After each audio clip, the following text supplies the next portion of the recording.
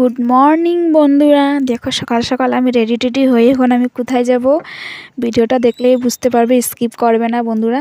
তো দেখো বন্ধুরা, সকাল সকাল আমি রেডি হয়ে স্নান টান করে ঘরে ঠাকুর টুকুর দিয়ে আমি কালী পুজোতে এসেছিলাম। কালকে রাতে কালী পুজো হয়েছে, সকালবেলা আমরা প্রসাদ খেতে গিয়েছিলাম। তো এখন ঘরে এসে পুজো টুজো শেষ, মানে পুজো টুজো ঘুরে তারপরে ঘরে আসলাম। ঘরে এসে মানে এখন সকালবেলা শুধু ভাত বানিয়ে গিয়েছিলাম। তো এখন ঘরে তো রান্না করতে হবে, তো সকালবেলা আমরা খিচুড়ি টিচুড়ি খেলাম আর কি। তো ঘরে ঝিঙ্গা কাটলাম, তারপরে তিতা করলা কাটলাম, আলু কাটলাম, মানে আর তিতা করলাটা চাক চাক করে আমি মানে কড়কড়া করে ভাজবো, আর ঝিঙ্গাটা আলু দিয়ে মাছ দিয়ে করব।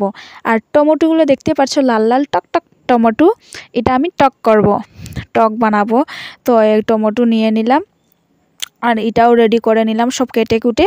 আর তো আমার পাশে পুষিগুলো আমার পাশে পাশে থাকে, কারণ আমি একটু কথা টটা বলি বা কোনো কিছু কাজ টাজ করি, তো ওরা আমার পিছনে পিছনে পিছনে থাকবে আর এত চিল্লাবে, দেখো মিও মিও করছে, দেখো না এত কিউট লাগে, মানে এত কিউট। আর আমার বড় শুনটুনু পুষুটা এটা ভাত খাচ্ছে, দেখো ওকে কালকে কি করেছি জানো, স্নান করিয়েছি ওকে স্নান শ্যাম্পু টেম্পু দিয়ে ওকে স্নান করিয়ে দিলাম আর কি। আর এত চিল্লায়, মানে এত চিল্লায় ও, কি বলবো। তো ওকে একদম মানে একদম স্নান টান করে একদম পরিষ্কার লাগছে, কিউট লাগছে। তো আমি এখানে কি করলাম, কড়াইতে আমি বসিয়ে দিলাম তিতা করলাটা ভাজি।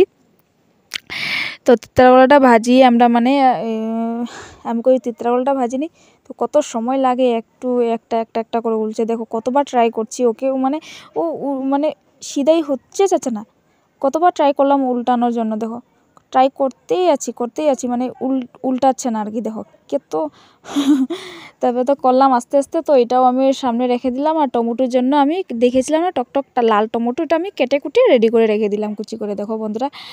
আর আমি যে করে তিতা কলাটা করলাম, দেখো কত সুন্দর লাগছে। আর এটাকে লাল লাল করে কড়কড়া করে ভাজবো, খেতে খুবই টেস্টি বন্ধুরা।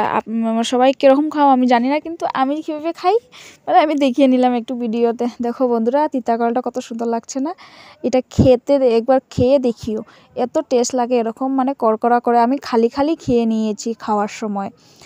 তো আমি সবজিটাও বসিয়ে দিলাম আর কি, দেখো সব কিছু সম্বার টম্বার দিয়ে আলুও দিয়ে দিলাম। তখন আমি ভালোটিকে নাড়াচাড়া করে দিলাম। তারপরে আমি ওখানে এটা মানে ঝিঙ্গাটা দেবো আর কি, ঝিঙ্গা আর মরিচগুলো দিয়ে দেব।